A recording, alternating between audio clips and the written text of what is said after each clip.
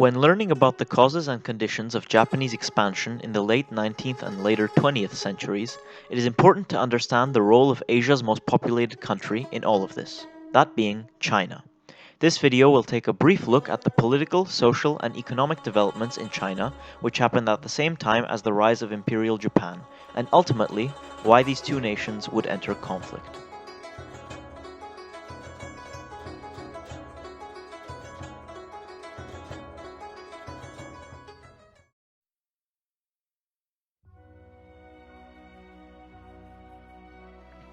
The roots for China's instability in the first half of the 1900s requires us to go quite far back.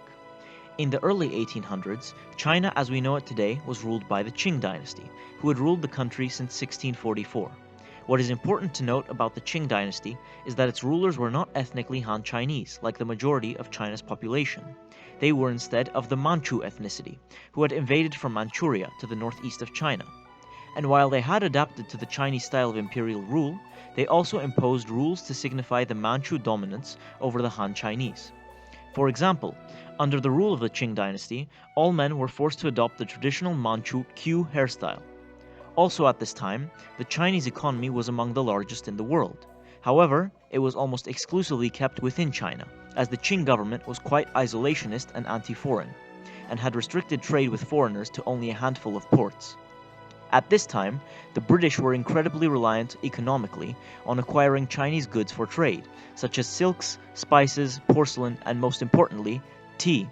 To drastically oversimplify, this started the First Opium War in China in 1839.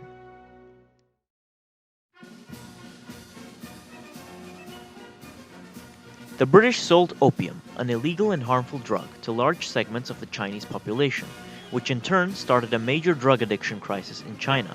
But because China had been isolationist, it had not modernized and progressed at the rate the Europeans had, and so lost battle after battle to the numerically much fewer British soldiers. In the end, the Chinese surrendered in 1842, and as part of the terms of their defeat, had to give the British a small island off the Chinese mainland to keep as a colony, which is the island now known as Hong Kong. What is important about this conflict was that it was the first time a European power had fought with the Qing, and it demonstrated to everyone the weakness of the Chinese state at fighting a numerically smaller but modernized enemy. This will be a recurring theme. Following the First Opium War, other European powers such as France and Russia also began actively fighting conflicts with China to win over colonies, concessions, and economic and political influence in the country.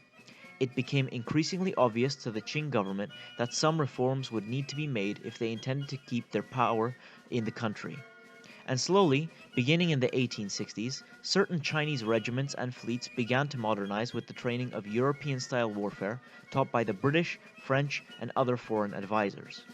The period starting from China's defeat in the First Opium War in 1842 up to the declaration of the People's Republic of China in 1949 is known in Chinese history as the Century of Humiliation, due to the foreign influence and control over large sections of the Chinese economy by Europeans, imposing unequal treaties on China, along with dozens of rebellions, massacres, and wars in the same period. We will return to the history of China, but first we must take a moment to look at what is happening in Japan at this time as well.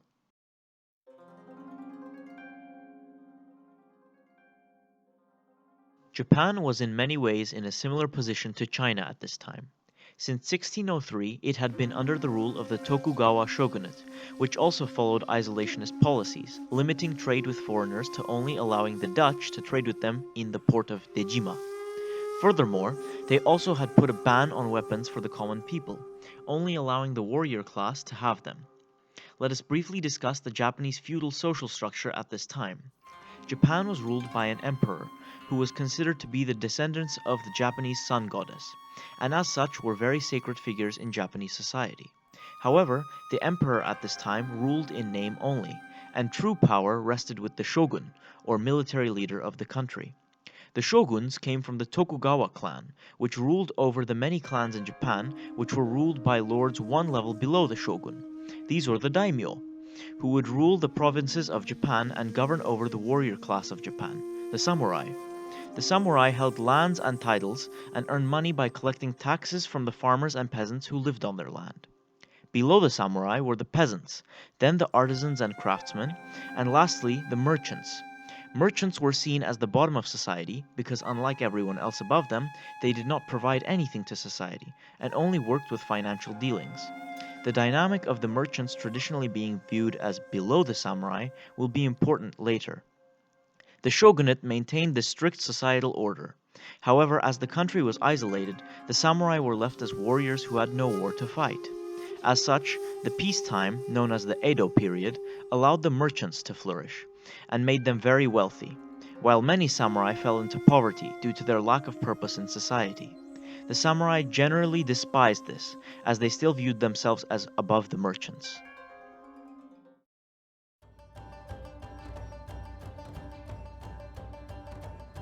In 1853, a U.S. warship commanded by Commodore Matthew Perry arrived in Japan, demanding that it gain an audience with the shogun.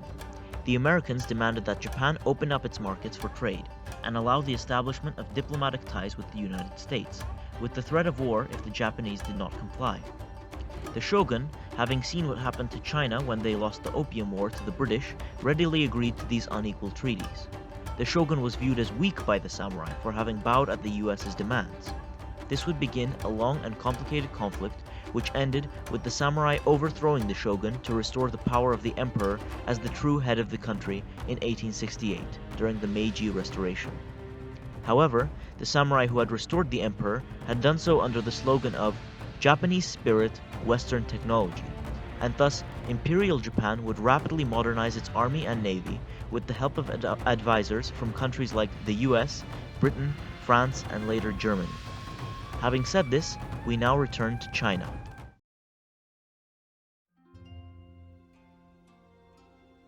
By the start of the 1870s, both China and Japan were firmly modernizing. However, this was done to varying degrees. Japan had abandoned the idea of the samurai, or the warrior class, and instead instituted mass conscription to everyone in the country. Japan had also adopted a largely Western-style government, with a parliament and prime minister. The young Japanese Emperor Meiji was eager to expand industry in Japan, which had led to the rise of the zaibatsu, which were large Japanese corporations, usually owned by a single family. Some of these are still around today. Japan's rapid industrialization had even allowed it to renegotiate some of the unequal treaties from the shogunate era, and in many ways it was improving ties with the European powers. Granted, it was not all perfect, and as most of the new parliamentary government was made up of old influential samurai who had transitioned to the new westernized Japanese government, a large degree of corruption remained. However, it cannot be understated the significant progress was being made. The Japanese had managed to achieve in a matter of decades what had taken the Europeans centuries of development. In contrast, China had bought large amounts of modern rifles, machine guns, and artillery, as well as modern ships, just like Japan, with Western advisors training Chinese troops. However, this only occurred in a small number of Chinese army units, and the heavy corruption of the imperial courts meant that the modern equipment was heavily undersupplied. Most of these Chinese forces were still wartime conscripts who had not received prior training, and the officer corps were made up of loyalists to the Qing, selected for primarily their loyalty, and their ability to command was secondary. Not all of this was the Qing's fault, as China was a much larger country to organize, and thus military reforms could not be applied everywhere at once. However, the presence of these chronic shortages and a lack of training would plague the Qing's military for the rest of the century. China had also seen more European countries gain spheres of influence in large cities like Shanghai and Nanjing, with Germany also gaining colonies on Chinese soil. It was clear, in almost every sense, that Japan was the rising star in the East, while China continued to degrade under an ineffective government. This all came to a head in the Sino-Japanese War. Japan and China had agreed to mutually protect Korea from rebellions under the Tianjin Convention of 1885. However, in 1894, the Donghak Peasant Rebellion broke out in Korea, leading to a swift response from the Qing modernized Beiyang army under the command of Yuan Shikai. Japan considered the treaty broken and sent its own troops to Korea, beginning the war. This was really a test of which nation had modernized more effectively, and by 1895 the answer was Japan. For a full year, the Japanese army had been winning battle after battle at sea and on land, and even made landings on China proper, in Lushunko and Weihaiwei. In 1895, peace was negotiated in the Treaty of Shimonoseki, stipulating that the Japanese gained Taiwan and the Liaodong Peninsula for their victory. Japan was firmly made the Asian power.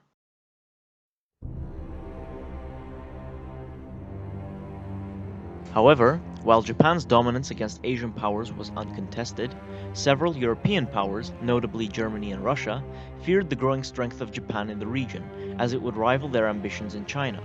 As a result, the triple intervention of Germany, France, and Russia diplomatically pressured Japan to give up its gains in the Liaodong Peninsula, which Russia would later lease from China in 1897.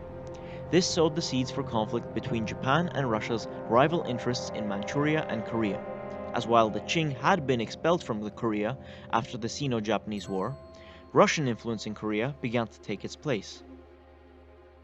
Meanwhile, in China after the war, the reform-minded young Emperor Guangxu came to age and understood that long-term reforms were necessary to preserve the state. Guangxu attempted to modernize the country, but he was overruled after only 100 days of reform in 1898 by the Dowager Empress Cixi, who was conservative. She placed the emperor under house arrest, executed the reformist officials, and rolled back many of his meaningful reforms, all the while appointing her loyalists to key positions in the army and government, such as Generals Yuan Shikai and Rong Lu.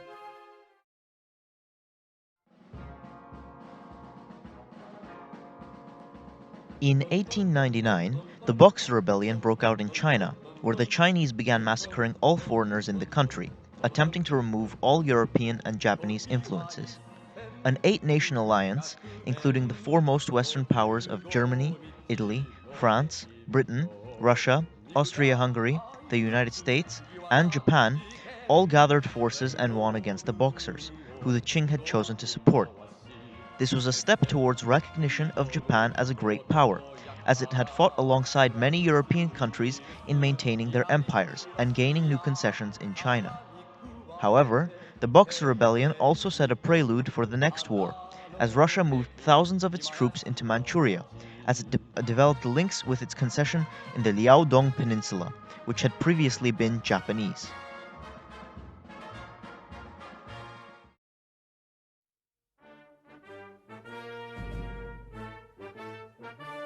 In 1904, Japan surprised Russia by declaring war. Russia had a vastly larger army, resources, and navy. However, the majority of that military strength was concentrated in Europe, with only a small portion of that force being present in Manchuria and Siberia. The Japanese navy quickly won victories against the Russians in the Battle of the Yellow Sea, and Japanese troops besieged the city of Port Arthur on the Liaodong Peninsula. This war was different from the previous Sino-Japanese War, as it was less swift for the Japanese, and came at a much greater human cost. In 1905, with rebellions all over Russia, Japan won with the mediation from the US, gaining South Sakhalin and Port Arthur, but it lost nearly 47,000 soldiers to accomplish this goal. Nonetheless, the Japanese public was ecstatic, as it added to the increasing string of victories which Japan had achieved since the westernization of the country. The impacts of the war cemented Japan's position as not only the Asian power, but also on par with the world's powers, as it was the first time in modern history that an Asian power defeated a European one. This would further be cemented in 1910, when Japan formally annexed Korea into their empire.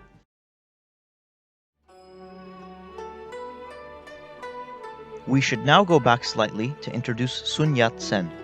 Sun was born in China in 1866, but lived abroad in Hawaii as a teenager in order to get the best education, which an underprivileged lower-class child like himself could not receive in China without a connection to the Qing.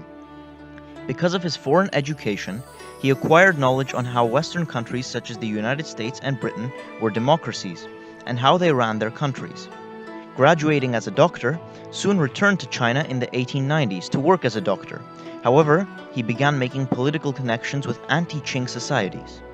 He traveled to Beijing to present the government with his proposed reforms, but he was refused an audience. Sun then decided that there was no way to develop China while maintaining the current Qing state, and so began organizing a rebellion against the Qing government under his movement, the Revive China Society. After the Sino-Japanese War, Sun started the Guangzhou Uprising in 1895, with the help of disgruntled Qing soldiers who lost the war and did not receive their pay. This uprising failed, however. Its organizers were executed, and Sun fled into exile to Japan. In defiance of the Qing, he cut off his queue, which became more and more common as people became discontent with the Qing. At this time, Japan was the hub of Asian revolutionary activity, and Sun was able to make connections with the Black Dragon Society, a covert group of officials in the Japanese government looking to weaken the Qing and more secretly to gain influence in China and Korea. Sun would go on to fund and organize another 10 failed uprisings, which the Qing government managed to crush. However, events would soon turn to Sun's favor. In 1908, the Emperor Guangxu and the Dowager Empress Cixi both died, leaving the 2-year-old Emperor Puyi on the imperial Chinese throne. With the loss of experienced leadership, the Qing court was unstable, and real power rested in the hands of a handful of ministers and princes.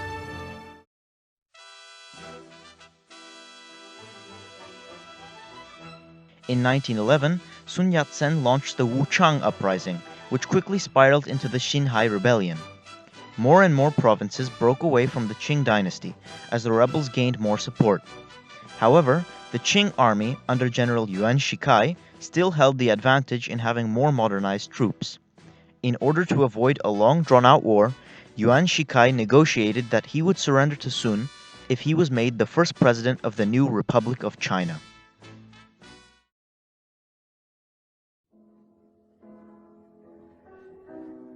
In 1912, the Republic of China was declared. However, President Yuan refused to move to the new capital in Nanjing, as most of his political and military power base with this elite army, the Beiyang Army, was located in Beijing. As president, Yuan would reward his loyal generals by appointing them as governors of provinces. Yuan also secretly agreed to the Japanese 21 demands, which would remove Western influences in China and replace them with Japanese control over the economy. These were only partially accepted, but they highlighted Japan's increasing desire for influence in China. Yuan's acceptance of these demands and his exploitative deals with foreign powers also tarnished his image as president. Sun wanted to avoid another conflict and instead decided to try and gain support politically. He founded the Kuomintang Party, or Nationalist Party, KMT, with his protege, Chiang Kai-shek. Displeased with Yuan's growing powers, Sun started another rebellion in 1913, but lost and was exiled to Japan. In 1915, President Yuan surprised everyone by declaring himself the Hongxian Emperor of the new Empire of China. But he quickly lost support from even his closest generals for this, and the new National Protection War began against Yuan, who died shortly after in 1916. This was the beginning of the Warlord era in China, as in 1916 most provinces broke free from the central government under the command of warlords. Sun would spend the rest of the decade rallying support to revive the Republic of China by allying himself with numerous warlords and getting exiled from China plenty of times. However, by 1924, the Kuomintang had begun the process of reunifying China and ending the warlordism in the country, and some success was made. As an important side note, in 1924, Warlord Feng Yuxiang expelled former Emperor Puyi from the Forbidden City, which was the Chinese imperial palace where he had lived with a government pension since the formation of the Republic in 1912. The Japanese offered to give Puyi asylum in their Tianjin concession, which the former emperor agreed to. During the time of unification, the Kuomintang allied with the Chinese Communist Party in the First United Front, where the two groups would put aside their differences for the greater goal of removing the warlords. This was endorsed by Sun, as he wanted to promote an image of Chinese unity. In 1925, Sun Yat-sen died of cancer, and he was succeeded by the more strong-handed leadership of Chiang Kai-shek. Sun Yat-sen is today regarded as the father of the nation in both mainland China and the Republic of China in Taiwan due to his efforts in unifying and democratizing China.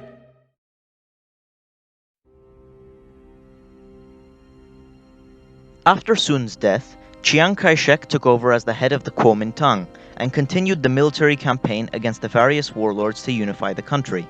However, Chiang was very suspicious of the Communist Party's intentions and disliked working with them.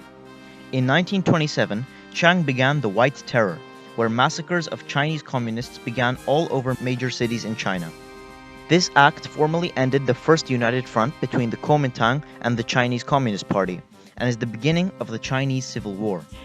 The communists were driven out of the major cities into the countryside by the nationalist forces, and Chiang Kai-shek cut off the military aid he was receiving from the Soviet Union, instead acquiring more weapons and training from Weimar Germany.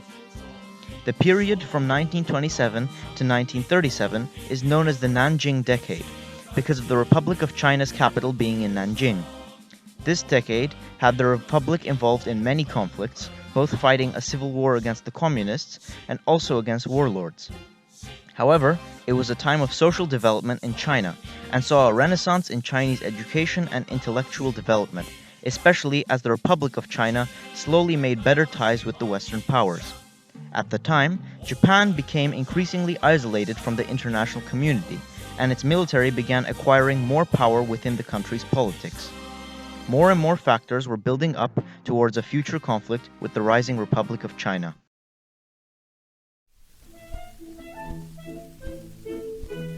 As a brief side note, it is important to discuss Japan in the 1920s.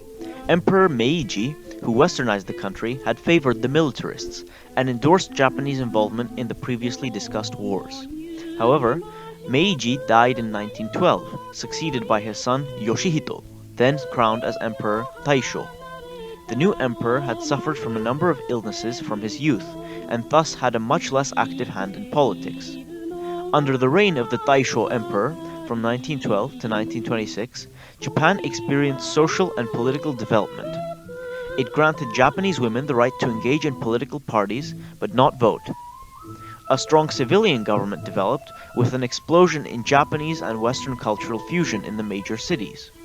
Japan also became a leader in technological development, especially in military developments, such as making the first aircraft carriers and advanced fighter aircraft. This period is comparable to Weimar Germany's golden years under Gustav Stresemann later on, as both saw social developments as well as a development of the arts and culture.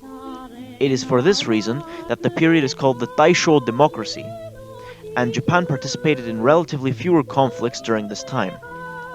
Emperor Taisho would die in 1926, allowing for the ascension of his son, Hirohito, to the throne as Emperor Showa. The militarists who had been sidelined during the Taisho democracy began to re-emerge in politics, especially as the young new emperor was himself a supporter of a strong Japan. Domestically in Japan, the financial crisis which had occurred as a result of the Great Depression also made the powerful corporation families of the Zaibatsu less trusted by the military, which further thickened the tensions in the Japanese political atmosphere at this time. The military was becoming more and more independent of the civilian government, and oftentimes the military refused to appoint a minister of war for the cabinet, resulting in the inability for multiple civilian prime ministers to form governments and cabinets. The Great Depression, however, had little effect on China, as the country was already disunited and fractured into warlord states, and not reliant on foreign trade. Therefore, their economy was not damaged as a result. Now back to China once more.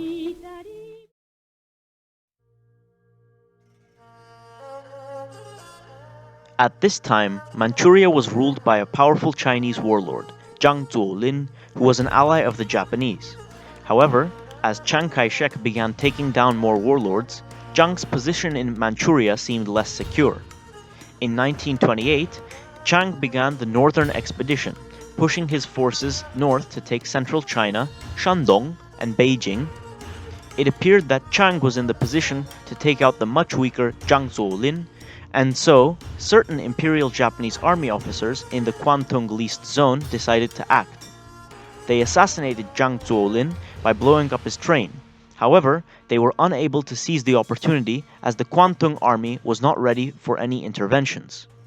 In the aftermath, Zhang's son, Zhang Shuiliang, became the new warlord of Manchuria and declared himself as part of the Republic of China in alliance with Chiang. This in effect ended the northern expedition.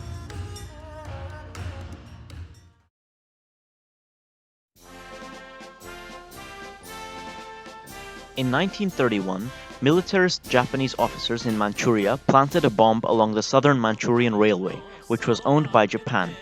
This became known as the Mukden incident, which was used as an excuse for the Kwantung army in Japan's Liaodong concession to invade Manchuria. On paper, Zhang Shuiliang had over 100,000 soldiers at his command. However, in reality, these were largely poorly trained and equipped with inferior weapons to that of the smaller invading Japanese force of some 30,000 troops. The invasion of Manchuria was a result of plotting between certain militarist officers in the Japanese army and was condemned by the Japanese Democratic government. The Japanese civilian government refused to send reinforcements to what they deemed an illegal invasion of China. However, sympathetic Japanese army officers stationed in Korea sent their troops to aid the Kwantung army. In short order, the Japanese had taken a hold of the entirety of Manchuria. However, the League of Nations condemned Japan's perceived aggression.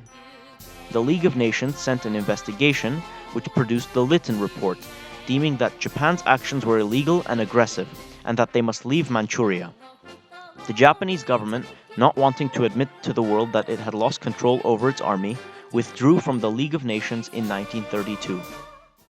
To make their occupation of Manchuria appear more legitimate, the Japanese army declared the foundation of Manchukuo, an independent state in Manchuria, which would be led by the former last emperor of China, Puyi, who was made emperor of Manchukuo in 1934. In reality, the Manchukuo army was largely ceremonial, and the Japanese army held full command of Manchuria, where they invited Japanese companies and settlers to immigrate and begin exploiting its natural coal and iron reserves for the military. The drug opium was also developed by the Imperial Japanese Army in Manchuria, and sold to an increasing number of opium addicts to generate revenue for the Japanese military. It should be made very clear that the Manchu people, Mongols, Chinese, and other residents of Manchuria had very little say in the matter, and Manchuria had effectively become a Japanese military colony. Meanwhile in China, Chiang was less concerned with the invasion of the Japanese, as he believed the communists to be the principal threat to a unified nationalist China. In 1935, the Japanese invaded Jehol and established the Mongolian puppet state of Mingjiang, while the communists, newly under the leadership of a certain Mao Zedong, began the long march north to avoid being destroyed by the nationalists. The Chinese Civil War would continue to drag on for another 2 years.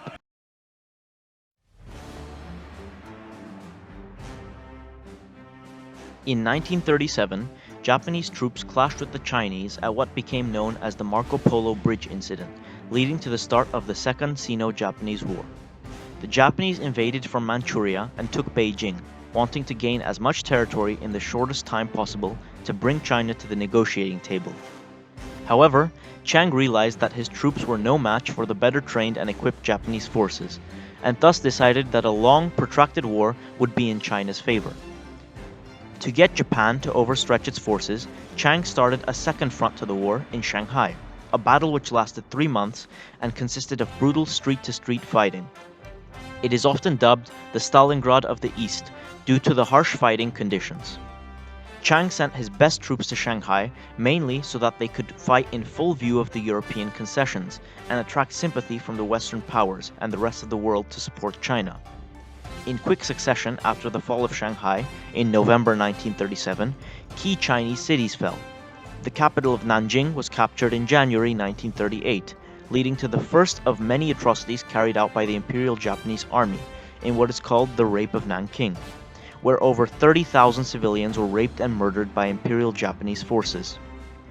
In late 1937, Chiang Kai-shek's generals kidnapped him in the Chang'an incident and forced him to make a second united front with the communists in order to temporarily put to an end the Chinese Civil War and more effectively combat the invading Japanese. In 1938, the Japanese would move to take key coastal cities, as well as fight the Battle of Wuhan. This was another large defeat for the Chinese, but this time it came with heavy Japanese losses, and the Japanese stopped their push further into China until 1941. In the meantime, the Chinese were being supplied with weapons and supplies by ports in British Burma and French Indochina.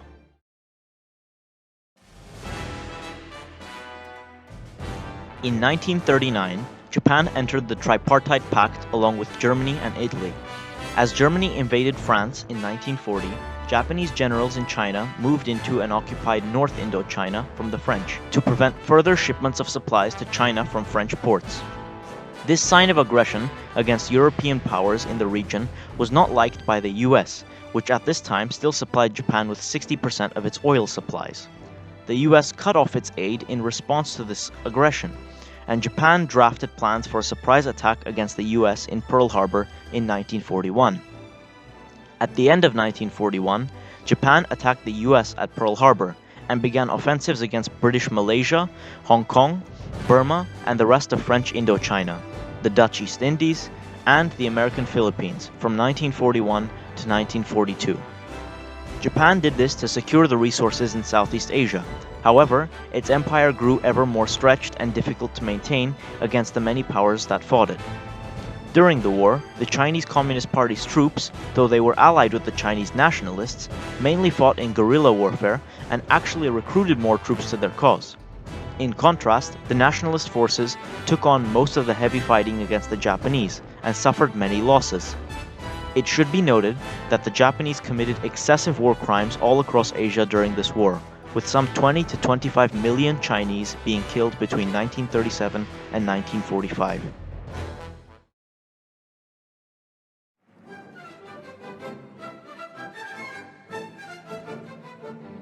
In 1945, when Japan had lost the war, the Soviets had occupied Manchuria from the Japanese and given most of the captured weapons to the Chinese Communists. The Chinese Civil War continued after the end of World War II, and by 1949, the nationalists had been beaten off the mainland. Chiang Kai-shek and some 1.5 million mainland Chinese fled to the island of Taiwan to continue existing as the Republic of China, which still exists to this day.